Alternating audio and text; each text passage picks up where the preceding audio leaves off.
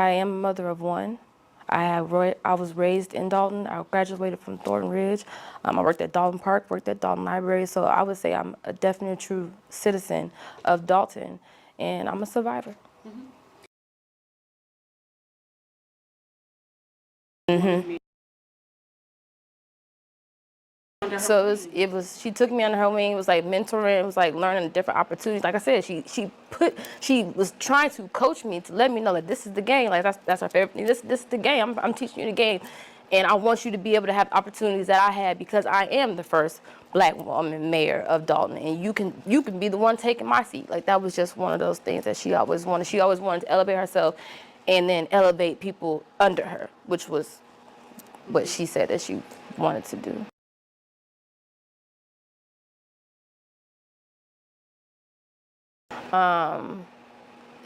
And upon meeting him and then being around him, I deemed him the Uncle Drew. Like I gave him that name, and it went all the way down to the mayor calling him Uncle Drew just regularly. That was just his name, because he made everyone feel comfortable. I've even been in places by myself with him, in cars, wherever, by myself, plenty of times before ever anything, and he's never gave me an inkling of he'll harm me, he will make a pass at me. He's never done any of that. So yes, I deemed his Uncle Drew, because now I feel like if I step out of here and how I know you that you fight for these other people, these other victims and all of that, you have my back. I'm pretty sure I'm safe if I'm with you. And that was the relationship that he allowed me to take from him.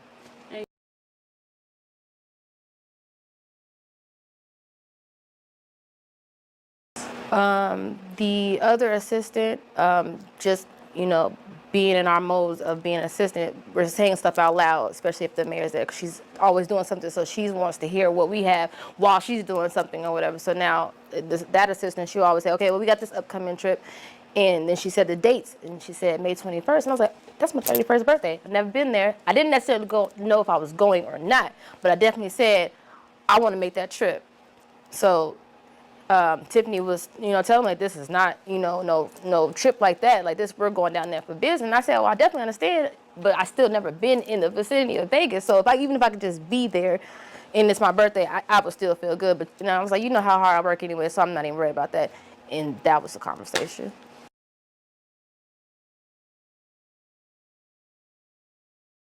This is our last night in Vegas. When we clock out, isn't anybody hitting the strip with me? It's my birthday.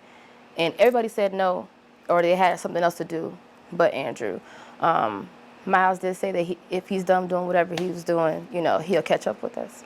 Okay, so fine, but I at least knew I got a man with me, I'm gonna make it home. I ain't even gotta worry about try to go on the strip by myself. I legitimately thought that, I was gonna make it home. Until my last memory was me waking up in his room.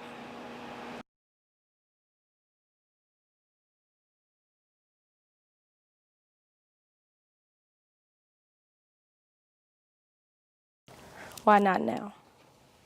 Right? And you'll hear so many stories of, oh, well, she waited 20 years and she waited 30 years. I knew if it was ever happened to me, absolutely not. That I knew justice needed to come immediately. And that's why. So it might seem like it's a now for you, but this has been a long journey for me already. And I've already put my suffering aside. I put my depression aside. I've worked on all that. I did my praying on if I should be sitting in front of you today saying my story. And I'm ready. That's why now. And I'm not just fighting for me no more. I realize that I'm fighting for every woman that's been in my position. I'm fighting for a sister that doesn't have a voice. I'm fighting for a sister that's scared. I'm fighting for a sister who doesn't have a sister. I'm fighting, not just for me.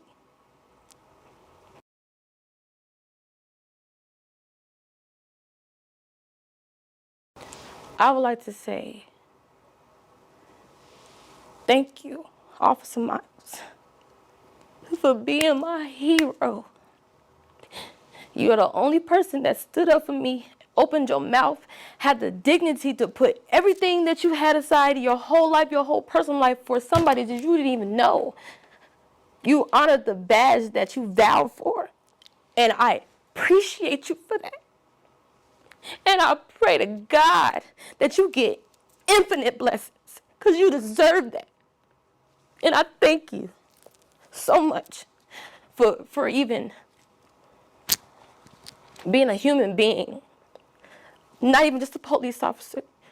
You felt what was right. You felt what was wrong, and you stood on that. And you made it to the end to help me. And not only me, now you're helping so many other people.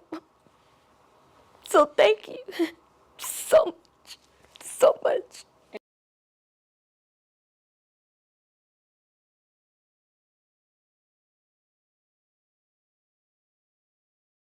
You know, a lot of people have been telling me they're so proud of me. And at first I never understood what they could be proud of, because I just felt like I was just doing what's right because it happened to me.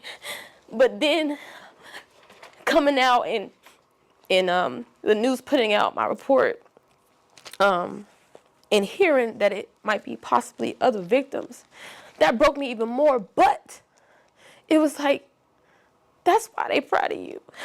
Because you let them women feel like I can say something and somebody's gonna stand with me because I was done wrong. And I wanna say to them, I know it's hard. I promise you.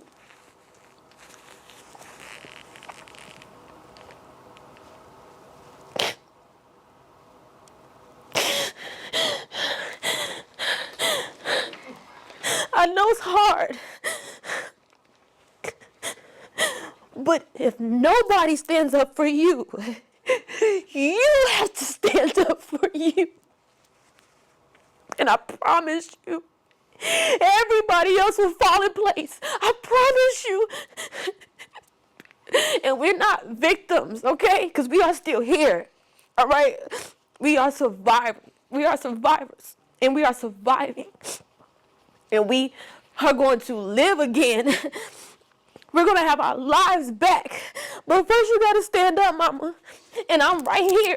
I promise you. If any of y'all who's watching this need me, I will be right there, no matter where you at.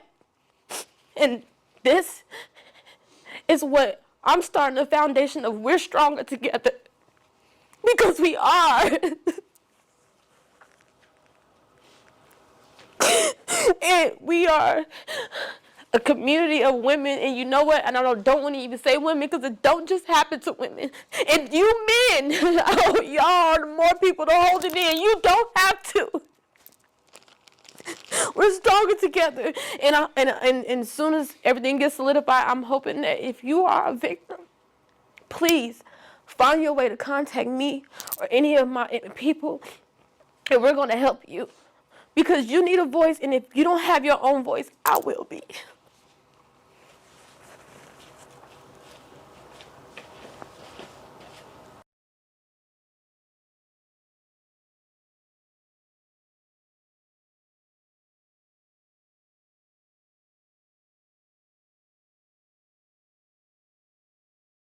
You can't always plan when you'll need a gun. Rational gun owners carry not because it's a weapon, but because it's a shield.